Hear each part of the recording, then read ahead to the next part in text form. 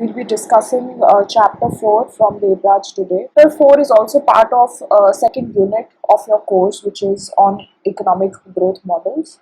And this chapter, as the title itself suggests, that it is talking about new growth theories. Now, so far we've talked about the Harrod model and the Solow model, and briefly we know what are the kind of issues that we have in the Harrod and the Solow model. Harrod model on one hand is a neutral kind of model which says that dependent on the savings rate and the capital output ratio, the growth rate of any nation can be calculated and isn't really dependent on the level of income, or there is no endogeneity of these parameters of savings rate or Solar model, on the other hand, gives a more narrower picture of the world, where it talks about the theory of convergence, and it dedicates, or the reason why we get the theory of convergence is because of the assumption of diminishing returns to factor, um, which leads us to believe that the world would sort of become more narrow in terms of income, and the world would ultimately converge at one point. So the two theories are quite opposite to each other, but the assumptions that are being made, it's difficult to accept the facts from the Harrod model because of the weaker assumptions in the model, and it's difficult to accept the results from the Solow model because the results do not really match with the data that we have in hand, but the assumptions still make some sense. So what is it that we are missing in these two models, and what is the kind of linkage between these two models is being now explained by newer growth theories? And there are multiple kinds of new growth theories. We are going to, in this chapter, we are going to discuss bits and parts of these growth theories, and basically cover the fundamentals of this section of theories beyond Harrod and Solow model. So before we do that, it's important to first identify the questions that we have from the last chapter. So these are some points that are being raised right in the beginning of the chapter, which are there in our head, and it's important to understand these points before we actually move to finding the questions of these, finding the answers to these questions.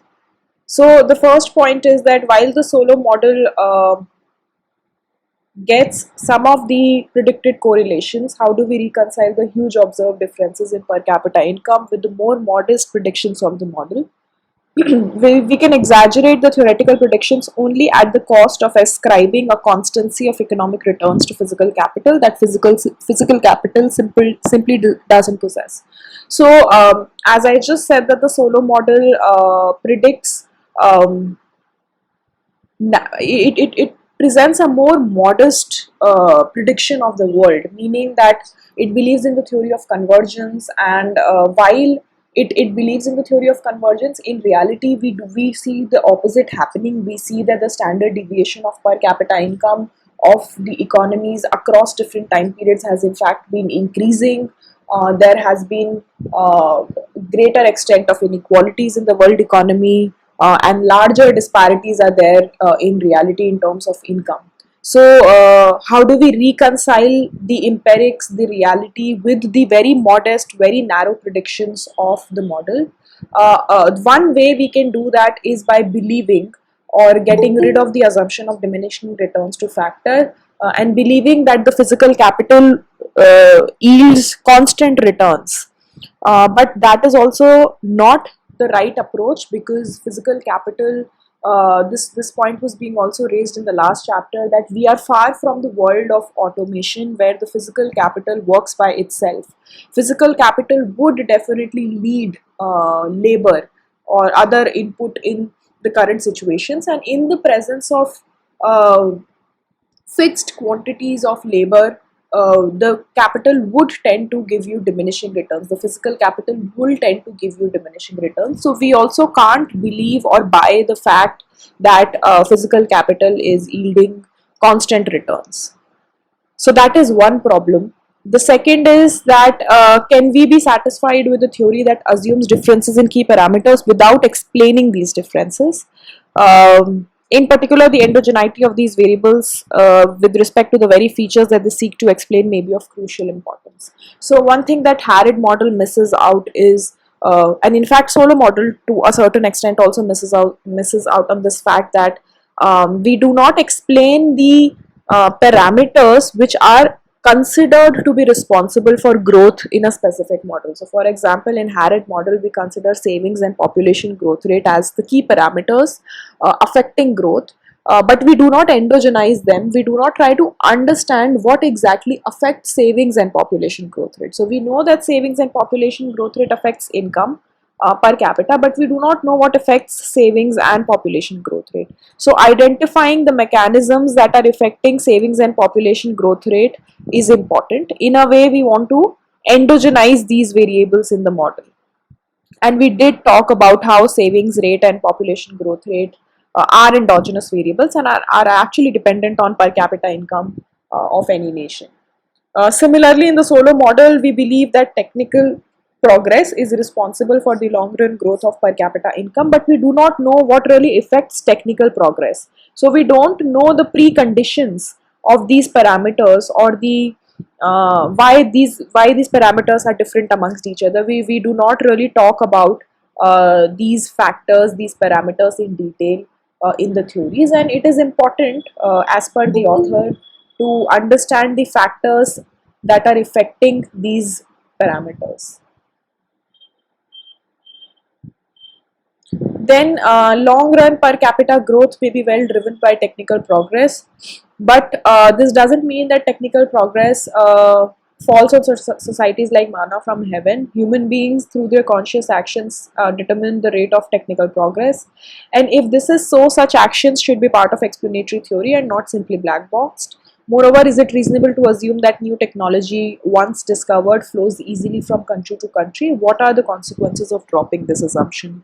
So as in extension to the second point, again, technological progress, we just believe in the Solow model that there is some exogenous factor, technological progress, which affects the long run growth of per capita income. But what exactly do we mean by technological progress? What is it in a country that leads to technological progress, or that leads to a higher value of pie in a country? So what are the factors that is affecting technological progress, and is it also reasonable to assume? So when we talk about conditional convergence, there is an assumption that we believe that I mean between conditional and unconditional convergence, we say that in conditional convergence, other parameters such as savings, population, depreciation, etc., are could not be considered as similar across countries. But one thing that can be considered similar is the technological progress rate.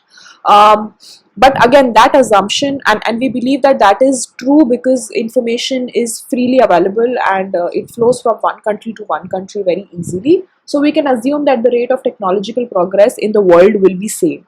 But again, is it reasonable to assume that, because we do know that a lot of times these new technologies which are developed are also patented?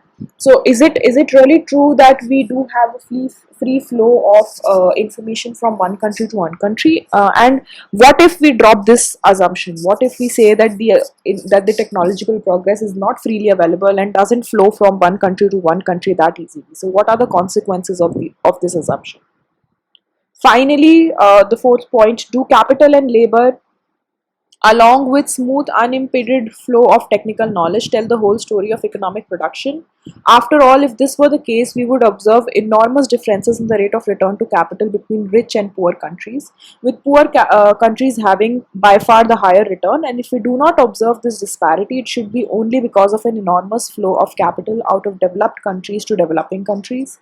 However, we observe neither massive differentials nor massive flow of capital from developing to developed countries. So, as per the Solow model, there are certain beliefs that um, if you have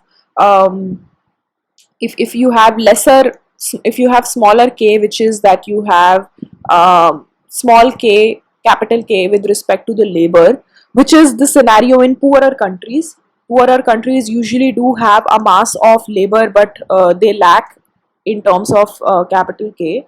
So then we should believe, as per the Solo model, that poorer countries have higher return to capital, because that is what we believe in the Solo model, that if small k is smaller, then the returns to capital will be higher. So we should really have higher disparities in terms of return to capital between poorer and richer countries. And if we do not see, firstly, we should see this disparity, which we really don't see with the data. It doesn't match with the data. Even if we don't see this happening, then there should be massive flow of capital from developed to developing countries, because if the return to capital in developing countries is higher, in poorer countries is higher, then the developed countries would want to send their capital to developing countries, so that they can get a higher return on their capital. But and there should be massive flow of these capitals from developed to developing countries, but we do not really see any of these happening in reality. So again, the implications that we can build from the Solo model are not really matched with the data that we have. So, are there different grades of labor that enter the production function differently, that affect in turn the rates of returns to physical capital? So, we haven't really talked about labor in detail. When we talk about capital labor ratio in the Solo model, and we say that when a relative amount of capital is scarce in term with respect to labor, then the returns to capital are higher. But what kind of labor are we really talking about in this whole statement, is something that is missing out in our discussion. So, is it that there are different grades of labor that enter into the production function, but they affect the return to capital differently? And that brings us to the study of human capital, which we have not really covered in any of the models so far.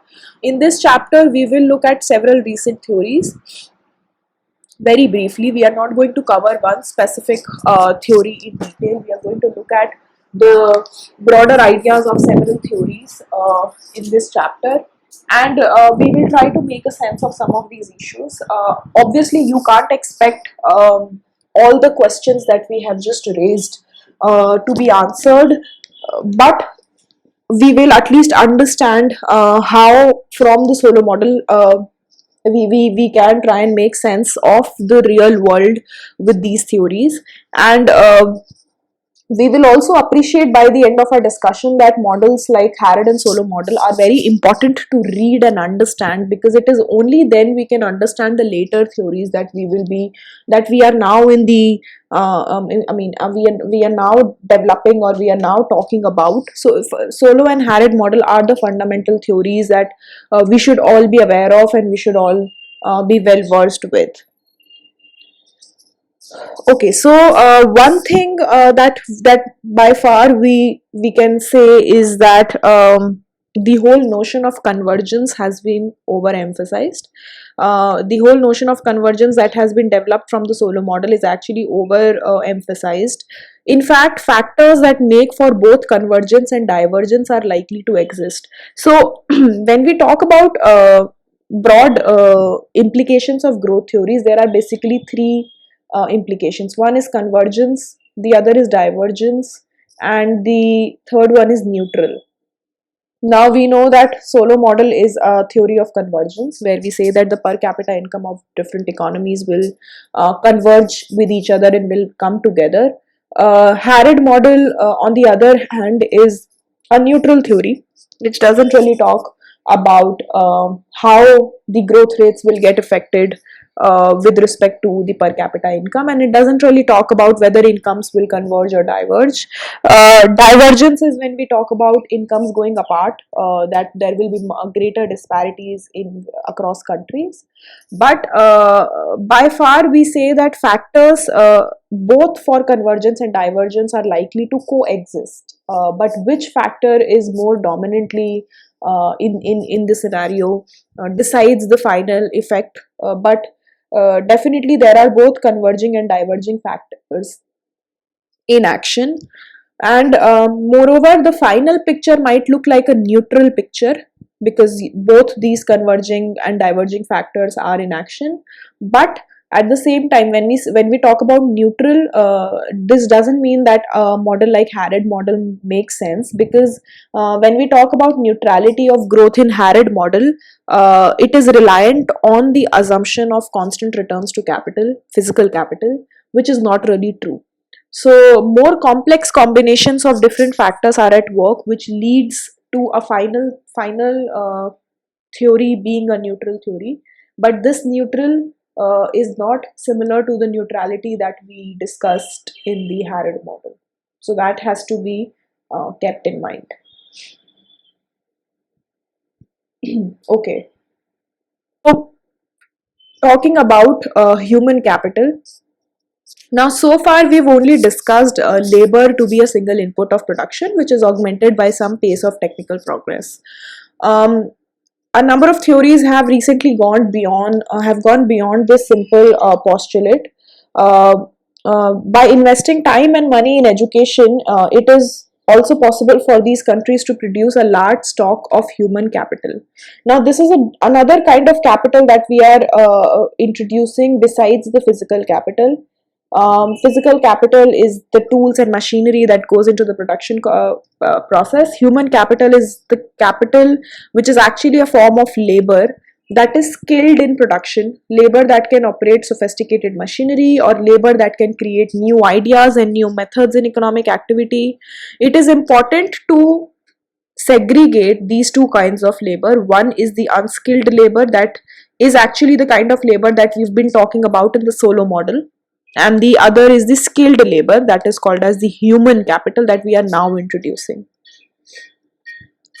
So developing countries are likely to have a shortage of the former here is the skilled labor, and a surplus of the latter is the unskilled labor. The implications for the rate of return to physical capital may be more in line with the data when we bring human capital into consideration. When we talk about returns to physical capital, we talk about returns to physical capital with reference to skilled and unskilled labor. So diminishing returns to factor, if you focus on this line, it's actually a very important line where we talk about different grades of labor that enter the production function differently and affect the rate of returns to physical capital differently. So when we talk about these two grades of labor, which is skilled and unskilled labor, do they affect the return to physical capital differently? Yes, because when we talk about returns to capital with respect to unskilled labor, then we can believe that the more traditional idea of diminishing returns to factor is at place. But when we talk about skilled labor, when the skilled labor is brought along with capital, then it will not bring about diminishing returns to factor. It might actually bring about increasing returns to factor. So the identification of labor into skilled and unskilled works as an important it is an important idea to understand the story of this assumption of diminishing returns to factor more clearly, and sort of clarify that when we talk about diminishing returns to factor, which specific kind of labor are we really talking about. So augment the basic idea of the model is simple: augment the solo model by permitting individuals to save in two distinct forms. So far we've been talking about a single kind of saving, which was being translated into just physical capital, which was small k. Now we are saying that there are two kinds of savings. Households can also save besides physical capital, besides the investment or s small sy that we were talking about in the last class, which was going into the capital equation kt plus 1 is equal to kt plus sy. Now we are talking about an added savings, which is by investing in education, which raises the market value of labor that they supply in the future. So such savings may be more dynamic in nature, in which altruistic parents invest in the education of their children, although there are important differences in the various theories, we can neglect them. So I mean, yes, there are a lot of theories which talk about the two stage theories in macroeconomics. I don't know, not at least in graduation, but in post graduation you will definitely read about these theories where we talk about how altruism leads to parents investing in education, and how this creates a lag. I mean, it becomes an overlapping generation model. And I mean, there are multiple theories on this issue, but definitely we can't get into them in detail in this course. But definitely there is a role of this other kind of saving that we are now bringing into our discussion. Okay, so in the starkest version of this theory, we consider two kinds of two inputs of production: physical capital and human capital. Now, this is an extreme version of the theory to sort of give you an idea of how when we introduce human capital, how things will change. So now we are just taking two inputs of production: physical capital and human capital. However, this is not the same as the capital labor model. Obviously, this is not same as the capital labor model, because the usual capital labor model, we represent labor as unskilled labor. Now we are ignoring the unskilled labor right now in our discussion, and we are only taking into account physical and human capital. The difference is that human capital is deliberately accumulated and not just the outcome of population growth or exogenously specified technical progress. So human capital is deliberately accumulated, meaning that it depends, just as physical capital, human capital is also determined by some kind of savings rate. How much of the income is getting saved to generate more human capital. So definitely this is a deliberate action, an economic action that is being taken by economic agents. And in the traditional capital labor model, we talk about generation of labor by factors such as population growth rate or any exogenously specified technical progress. So suppose there is a Cobb-Douglas production function looking like this, where K represents physical capital and H represents human capital. Unskilled labor has been omitted for now, and we are also ignoring depreciation rate. We are assuming that overall population is constant to make our theories simpler, and later on we can add on all these things back to sort of make it more holistic. Now, if we look at the capital difference equations on motion equations for capital, then 4.2 represents a part of it, which is that kt plus 1 minus kt is equal to syt. So believing that S represents the savings rate for physical capital, then kt plus 1 minus kt will be equal to syt. Since we are ignoring depreciation, the equation would look like this. Another fraction q, now we are bringing another fraction q which is now saved in a different way. It is used to augment the quality of human capital. So similar to physical capital, we now have a motion equation for human capital as well in 4.3, where we are saying that ht plus 1 minus ht will be equal to q times yt. Q here represents the propensity to save into human capital. So now we have two savings rate. One is small s, which is the savings rate that goes into physical capital, and Q represents the savings rate that goes into human capital. So we have these two equations.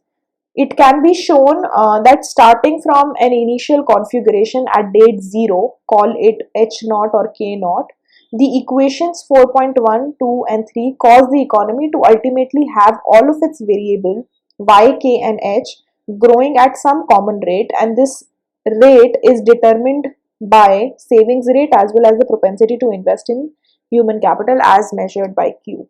So with some mathematical manipulations, we can show that in this setup, starting from any level of HK, we can say that ultimately the economic variables such as small y, small k and small h will grow at some common rate, and the rate is being determined by the two savings rate.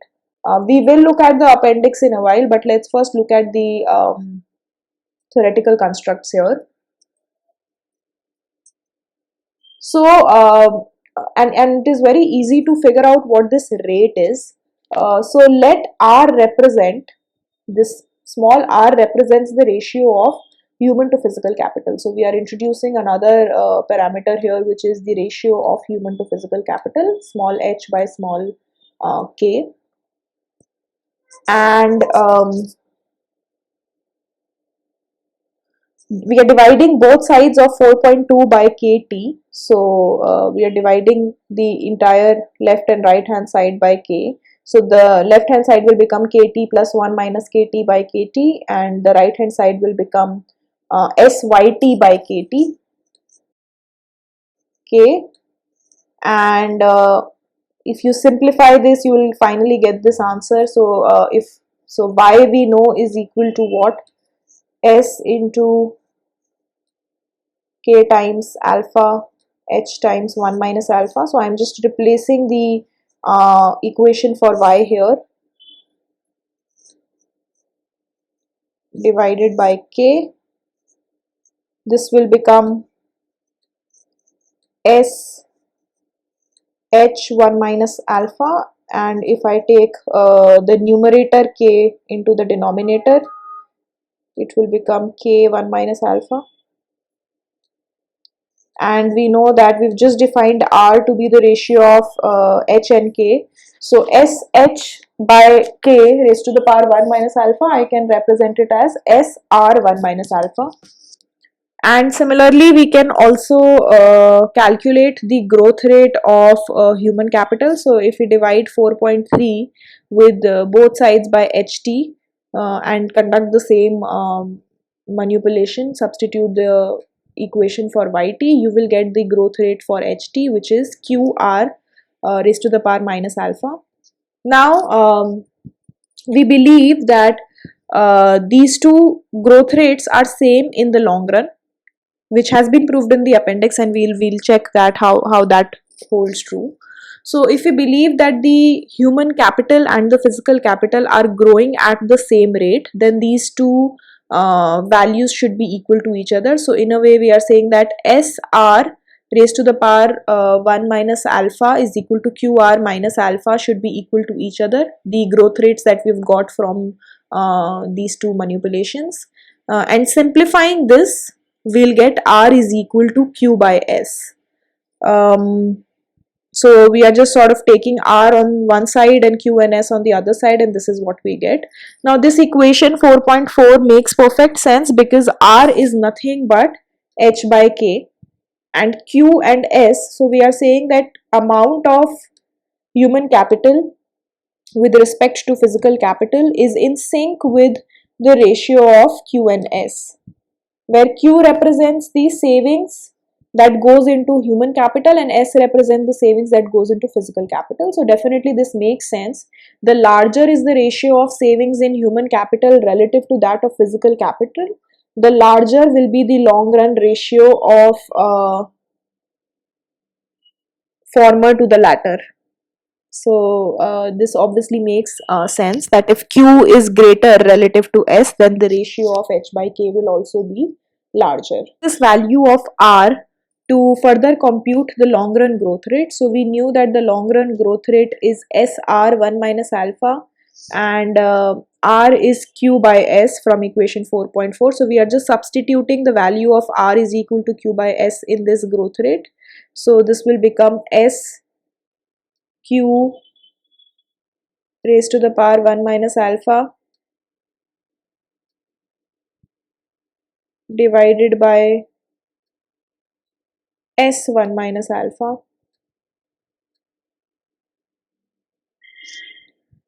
which will then become S and S. If you solve this, this will become S1 minus 1 plus alpha, which will give you this number, this term S alpha raised to the power alpha, and Q1 minus alpha. So this is the long run growth rate including per capita income. So all the variables actually in this model, which is per capita income, per capita capital, per capita human capital, all of them will grow at this growth rate, which is s raised to the power alpha and q raised to the power 1 minus alpha.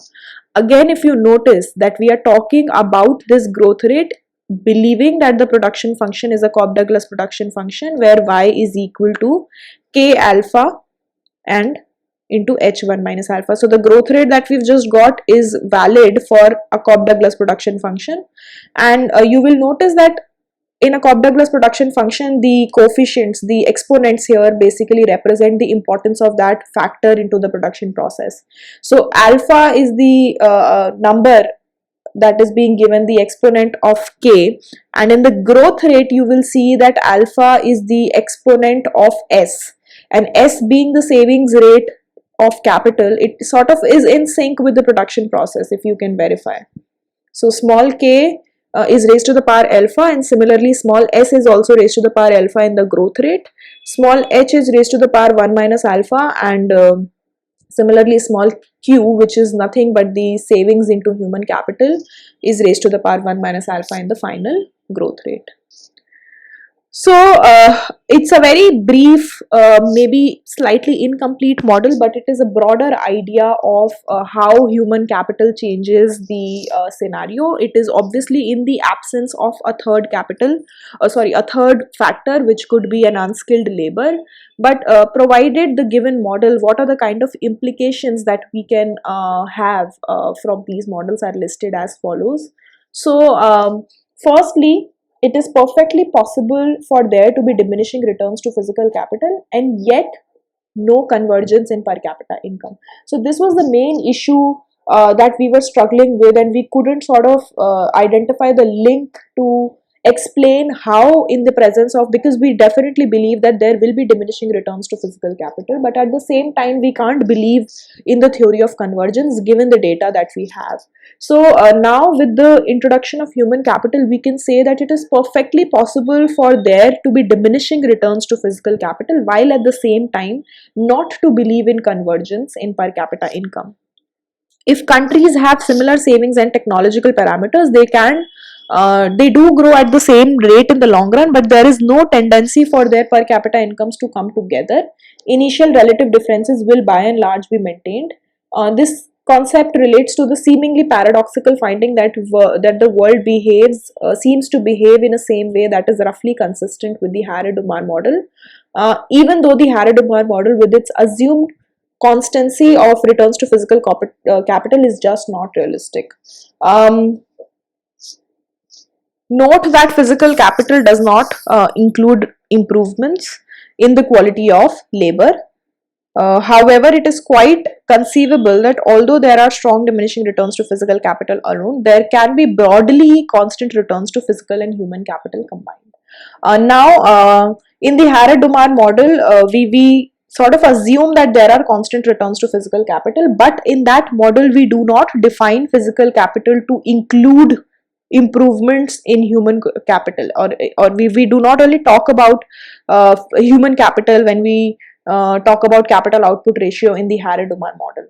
But now if we make the definition of capital as a broad definition and we say that capital is not just physical capital but also human capital, then we can say that together physical and human capital can yield constant returns to capital or maybe increasing returns to capital, but we can sort of forego that assumption of diminishing returns to capital if we consider capital to be a combination of both physical and human capital.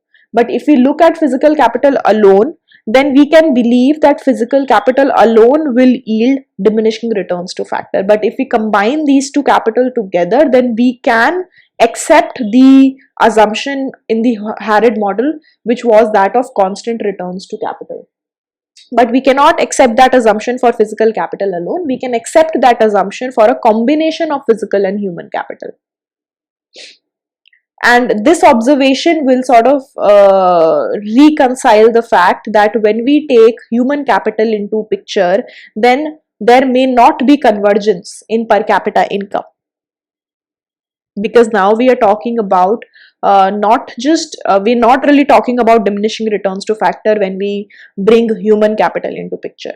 So we may not really get convergence because we were getting convergence in the solo model because of the assumption of diminishing returns to physical capital. And if we ignore that assumption, not ignore, but we sort of include an explanation for why there will not be diminishing returns to the capital, because now we are extending the definition of capital to incorporate for human capital, then we can sort of go away with the theory of convergence as well.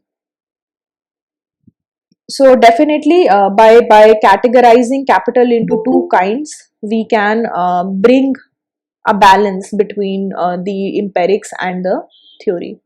There is another important implication of the overall constancy of returns. Both the rate of savings and rate of investment in human capital can now have growth effects once again, and not just the level effects as in the solo model. So we just saw that the growth rate of the per capita variables in this model will be dependent on S and Q, which are nothing but the savings rate. So now because we are assuming an overall constancy of returns of the human and physical capital combined, we can again get back the same kinds of results that we were getting in Harrod model, that savings are important for long run growth of per capita income and not just level effects as we saw in the solo model. Because these decisions affect the growth rates, models of these kinds are called endogenous growth theories. Why endogenous? Because we are talking about variables. Savings, small s and small q, are endogenous variables. Why? Because they are determined in the model itself. It depends on the level of income of a nation, how much of it will be going into physical capital and how much of it will be going into human capital. It definitely depends on the level of income of a nation. So these are endogenous variables, and we are identifying these endogenous variables as the parameters of long run growth in per capita income. So these kind of theories which contribute the long run growth to an endogenous variable are called as endogenous growth theories. So this growth theory is an example of an endogenous growth theory where we are identifying the endogenous variables as parameters of growth. Harrod-Domar model in that sense is also one of the first examples of endogenous growth theory, although the Harrod-Domar model doesn't endogenize the savings rate. But if you look at it now, if you go back and just look at these Harrod model again, then it is a kind of an endogenous growth theory, because in the Harrod-Domar model as well, we identify savings as the parameter for long run growth, and savings in fact is an endogenous variable in the model. Despite the fact that the Harrod model doesn't identify it, but we know that savings is an endogenous variable, so it is also an example of endogenous growth theory. Solo model cannot be called as an example of endogenous growth theory because in solo model we do not categorize, we do not identify savings as the parameter for long run growth. We identify technical progress as the factor for long run growth, and technical progress hasn't been endogenized in the solo model. It is considered as an exogenous factor. So that separates solo model from the category of the endogenous growth theories. Coming to point 3, now as I said that we are assuming that there is a third factor of production, that we don't have a third factor of production in this model. But if we drop this assumption by introducing a third factor of production, say unskilled labor that grows exogenously, and unskilled labor will be equivalent to L that we have seen in the previous models, this effect would go away and the resulting model would look much more similar to the solo model. So because in this model we are assuming that there is no fixed factor of production, we can say that there will be constant returns to physical and human capital combined. But in this model itself, if we incorporate a fixed factor of production, अगर हम कुछ ऐसा introduce कर दें which is fixed, then relative to this fixed factor, depending on the level of physical and human capital, we can have diminishing returns to this combined factor as well. But because we are sort of assuming that this is not present, we can say that there's constant returns to scale. Um, um, I mean, we have to sort of remember this point that whenever there will be a fixed factor of production, then despite the introduction of human capital, we can still have diminishing returns to this entire form of capital as well. Now, if you remember in the last chapter, towards the end of the chapter 3, there was a section called as re-examining the data, where we had we conducted a regression exercise, and we saw that the coefficients on the savings rate, and we saw that the predicted coefficients were smaller than the actual coefficients we got from the regression. Also, the other observation was that the coefficient on the population parameter was higher than the coefficient on the savings parameter, and we were not able to explain why there is a difference between the coefficients of population and the savings parameter, while in theory we had predicted that the coefficients would be same but in the opposite direction. So this model tries to sort of explain the evidences that we've got in the last chapter by saying that definitely the coefficients on savings rate and population growth rate will be significantly larger than those predicted by the simple solo model. Why? Because now an increase in savings will increase national income, which is true. But now an increase in national income will increase both physical and human capital. So if savings increases, then there will be an increase in the level of national income, and this level of national income will further get into both physical capital and human capital. And again, when both of them are increasing, then they will further lead to greater increases in national income. So when we saw in the last chapter that the coefficients are larger than those predicted by theory, probably this is happening in action, that with an increase in savings rate, there is a multiple increase in the stock of the capital, combined capital, including human and physical capital, which will further lead to higher growth in the national income. So the reason why there were larger coefficients is probably something like this is happening. The other observation was that the coefficient of the population is greater than the coefficient of the savings parameter. And why is that so? Because now we can say that an increase in the savings rate, an increase in the physical savings rate, which is small s, will only lead to an increase in capital stock, and that will further lead to an increase in national income. Increase in S doesn't have to do anything with increases in H. So if S is increasing, that is only leading to an increase in physical capital. Human capital doesn't have to do anything with small s. I mean, there's no direct effect. Definitely, you can say that an increase in savings rate in this model will lead to an increase in national income, and then further national income will lead to an increase in in H. But otherwise, there is no direct kind of effect that you can have here between savings and H. Whereas an increase in the growth rate of population lowers per capita income and thereby cuts into both forms of savings. Um, so population is now actually getting into both kinds of savings. How? Because any change in the population will also lead to it. One way is that population will impact the income, and then income will further impact the savings rate. Whereas if there is a fall in population or if there's an increase in population, then this factor is directly associated with population. Because if say population is increasing, then we can expect that human capital will increase. These two factors are jointly affected. I mean, they're moving in the same direction. So population now has a dual kind of effect in the model, and that is probably the reason why we saw that coefficient on population growth was higher than the coefficient on physical savings. So probably this is the kind of effect that's happening. And Mankiw, Romer and Wheel in their 1992 paper have actually sort of proved this in detail. So if you are interested in looking at a descriptive version of what's actually happening with that regression model we saw in the last chapter, and how can we explain the kind of differences in coefficients that we saw in the last chapter, then you are obviously free to go ahead and read this discussion. All right. Next is this chart that I was just talking about. So um, when we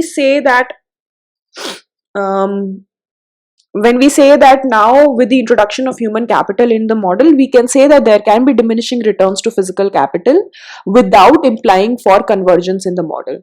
And this is the reason why we can say so. So in the Solow model, we say that when there will be low per capita income, which is towards the uh, when we say that we are towards the lower part, I mean somewhere here, say the steady stock is here and you are here, so you have low per capita income, we say that at this point the growth rate of income will be very high, which is in statement form you can say that poorer countries tend to grow faster than richer countries, and that is why you will have an implication for convergence in the Solow model. Now in this model where we have human capital, low per capita income have two effects. One is that you will have a low physical capital relative to unskilled labor, which is what is happening here, which is that you will have low small k, and low small k means that you have low physical capital relative to the unskilled labor, and because of this diminishing returns sets in, because now you have a lower physical capital relative to the unskilled labor, you will have a higher marginal product to capital, and if you have higher marginal product to capital, then you will add more to the national income, and the rate of return to physical capital will be higher.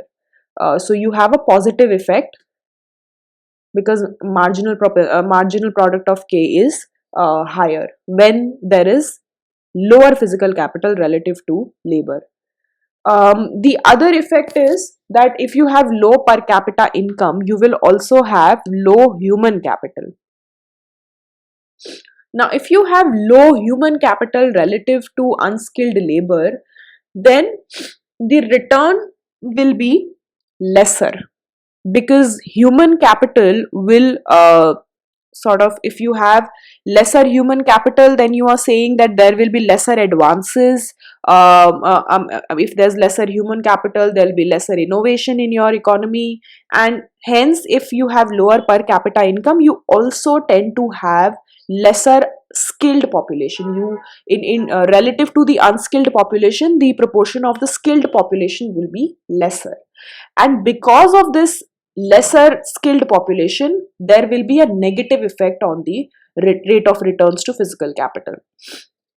Now ultimately, I mean, when you combine both these effects, for a country which has low per capita income, we do not know for sure whether the growth rates will be higher or lower, because you have two effects now. Low per capita income will lead to low physical capital, which will lead to higher rate of growth, as predicted by the Solow model. Low per capita income will also have low human capital relative to unskilled labor, which will have a negative effect on the growth rates. So ultimately, what is the growth rate picking up is ambiguous. We do not know, is uncertain. So this prediction of convergence is sort of eliminated, because we can't certainly say that countries with low per capita income or poorer countries will tend to grow faster than richer countries. Why? Because poorer countries might have low physical capital relative to unskilled labor, but they also have low human capital. So it's possible that the increases in growth rate that is produced by this ratio, because of the existence of low physical capital relative to unskilled labor, there will be an increase in the growth rate. But because of low human capital, it's possible that the final effect that we have is smaller, because there will be a fall in the growth rate because of the low human capital. So now, I mean, the basic as the basic implication that we get from this model is that we can expect diminishing returns to physical capital, but at the same time we are not implying for convergence, and that this is the reason why we can do so. Of human capital helps to explain why rates of return to physical capital may not be as high in the poor countries as the simple solo model predicts. And the reason why that can happen is because there is a shortage of unskilled labor in rich countries that tends to lower the rate of return to physical capital. And at the same time, there's also a relative abundance of skilled labor. So richer countries might have lesser unskilled labor. So for richer countries, K by L ratio will be higher because they tend to have higher capital as relative to the amount of unskilled labor. But richer countries will also have higher H relative to uh, unskilled labor, and because of this they tend to grow faster than poorer it's possible that they might grow faster than poorer countries because of the presence of higher H relative to L. So because these two effects are moving in opposite direction, we do not know whether the countries will actually converge or diverge, or will they sort of move in the same direction. We are in an ambiguous situation when we talk about these two effects together. Again, point number 5 is a reiteration of point number 4, but the model just says that the human capital model predicts no tendency towards unconditional convergence, even if all parameters are exactly the same across all countries. In this case, the theory is neutral towards growth, uh, just as the Harrod-Dommer model. So this model, the one with the human capital, is in a way a neutral growth model, because we are not relating the growth with the level of per capita income in this model as we do in the solo model. So we can say that it is similar to Harrod model in that sense, as it is sort of presenting a neutral growth theory. But Harrod model doesn't assume diminishing marginal returns to each input, while this model does that. So it sort of takes both the elements from the Harrod and the solo model and gives you a picture which also matches with the empirical evidences and also keeps the relevant assumptions intact while eliminating the irrelevant implications from the model. Now, if we redefine the idea of conditional convergence here,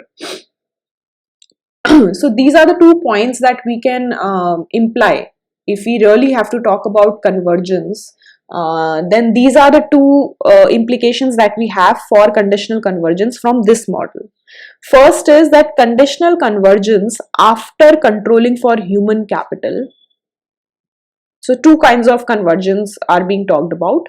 First is conditional convergence after controlling for human capital, and the next is conditional divergence after controlling for the initial level of per capita income. And because these two effects are in action, one is conditional convergence and the other is conditional divergence, we overall tend to have a neutral growth effect or a neutral growth theory, because we are talking about both conversion and divergence in this model. Now, what do we mean by conditional convergence after controlling for human capital? So, we are saying that by conditioning on the level of human capital, meaning that if we assume that, suppose there is a poor country A and there is a richer country B, then if we assume that both these countries have the same level of human capital, conditioning on the level of human capital, controlling for this level of human capital, we can say that the poorer countries will tend to have a higher growth rate as compared to the richer country.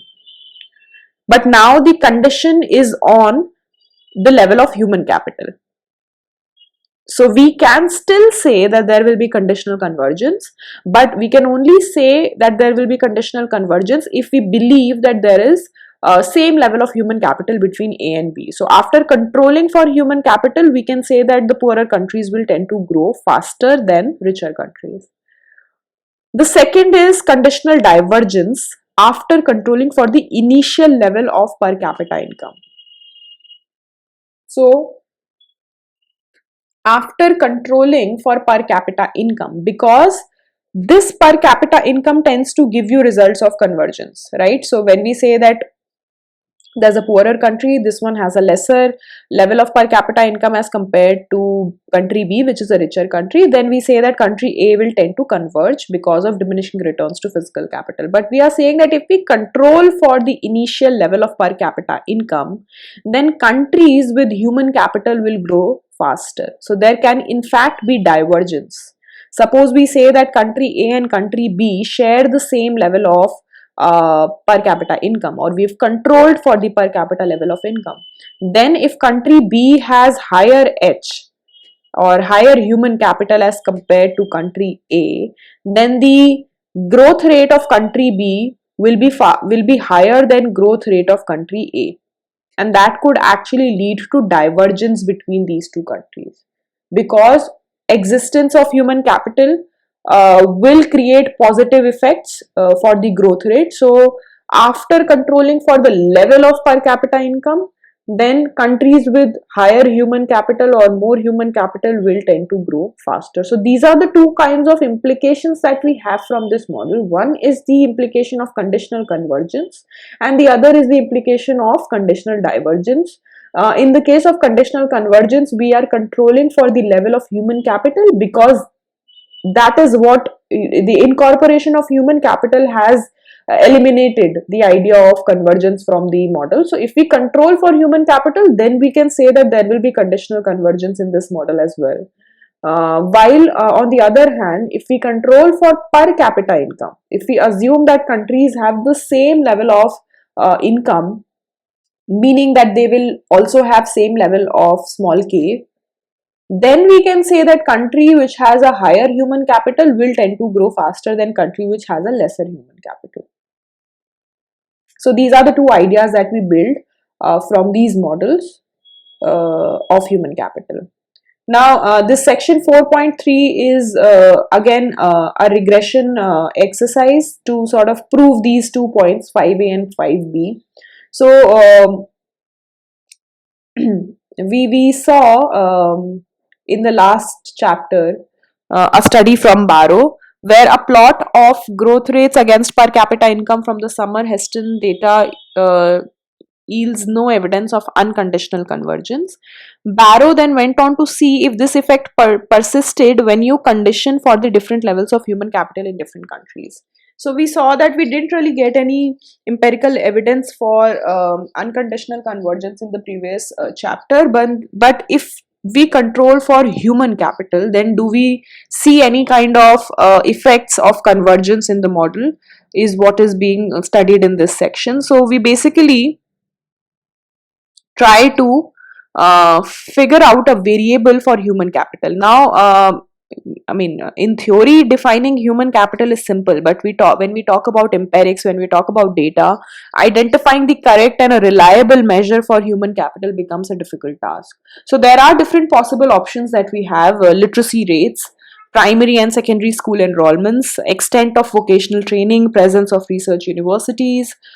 In one way or the other way, these all variables try to capture the presence of human capital in an economy.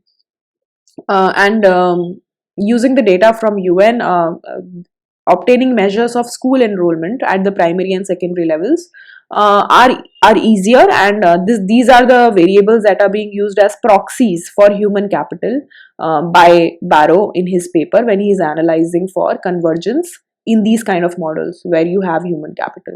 So we are sort of saying that if you have higher school enrollments at primary and secondary levels in an economy, then that economy will tend to have higher human capital. So these are not the accurate measures, definitely, but these are just proxies, because we cannot really accurately measure the existence of human capital in any economy. These are proxies that we have in the so that we can, I mean, these are numerically, these are proxies to measure human capital. Now the regression is again being run, and what do we see here? As a dependent variable, you have the average growth in per capita real GDP over the year 1965 to 85, for which the Heston's data is available. And in the independent, so on the left side, which is the y variable, is the growth rate. This is the growth variable between 1965 to 1985, and on the right side, which are the independent variables, you have the baseline per capita GDP in 1960. So that is the level of income. You have the level of income,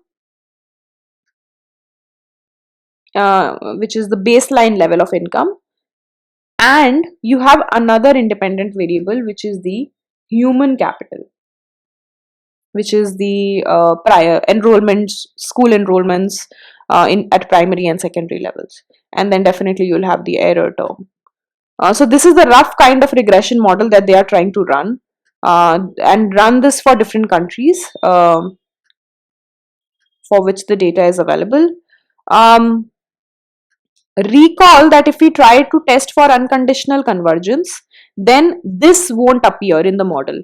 Because when we talk about unconditional convergence, we say that poorer countries will tend to grow faster. This is the hypothesis. So, countries with lower level of small y will tend to have higher growth rate. So, the coefficient basically will be negative here.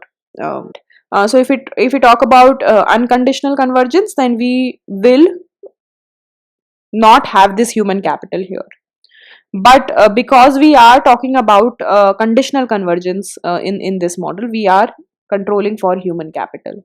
And once you conduct this regression exercise for the data that's available from 1965 to 85, you see that conditioning for human capital, after conditioning for human capital, the coefficients on per capita GDP are negative and significant, as the Solow model predicted.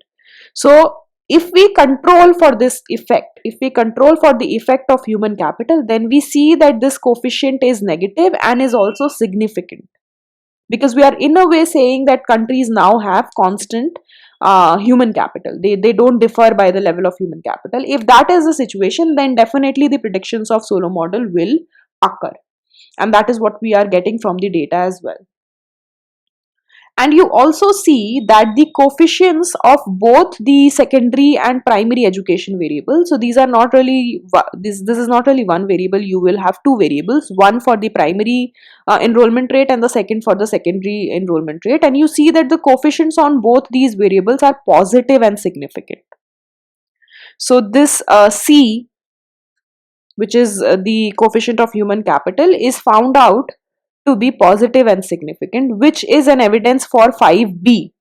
5b is the point that we just looked at here, conditional divergence. So if we say that if C is found out to be positive, it means that once we are controlling for per capita level of income, once we are controlling for this factor, then countries with higher human capital will tend to grow faster. So countries with greater H value will have a higher growth rate, and that is what we are getting from the data as well. We get the coefficients of human capital to be positive and significant, and we get the coefficients of the per capita income to be negative and significant. So the predictions from the model in the form of 5a and 5b, the 2 points that we just discussed, are actually also verified from the data. So the results suggest that the unconditioned plot of growth rates on per capita GDP picks up the net effects of the two factors. First is that a higher per capita GDP in itself does tend to slow down future growth rates as predicted by the Solow model, that a higher per capita GDP will lead to lower growth rates because you are in a phase where diminishing returns to factor have set in, and hence growth rates will be lesser. But at the same time, if you are in a position of, if you are an economy with high per capita GDP, then it's possible that you will also have higher endowments of human capital, and this second effect will tend to fasten the growth rate, will tend to fasten the growth process and increase the growth rate. So the final effect on the growth rate of per capita GDP is a net effect of both these factors. And that is possibly the reason why we see that developed economies or richer economies we do not really see that they tend to have their growth rates lesser than the poorer economies. I mean, you can definitely have exceptions, but you almost have, I mean, you also have evidence on the growth rates of developed economies being greater than the growth rates of poorer economies. And that this is possibly the reason that because they have higher human capital or higher skilled labor vis-a-vis the unskilled labor, the growth rates capture the effect of the latter effect, which is the effect of the human capital.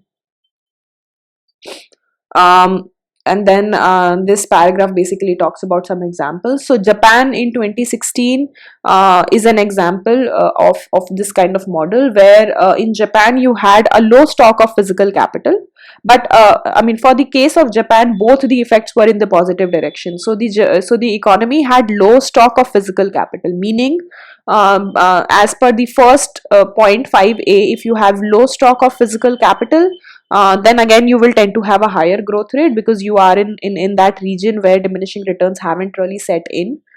So you will have a higher growth rate. And Japan also had a relatively high stock of human capital. So both the effects were actually moving in the positive direction for Japan in 1960, having lower physical capital as well as having a higher stock of human capital. And then the same is also true for Korea, Taiwan, and other economies which have faced extensive growth in their per capita income. And the reason could possibly be the existence of skilled labor or human capital.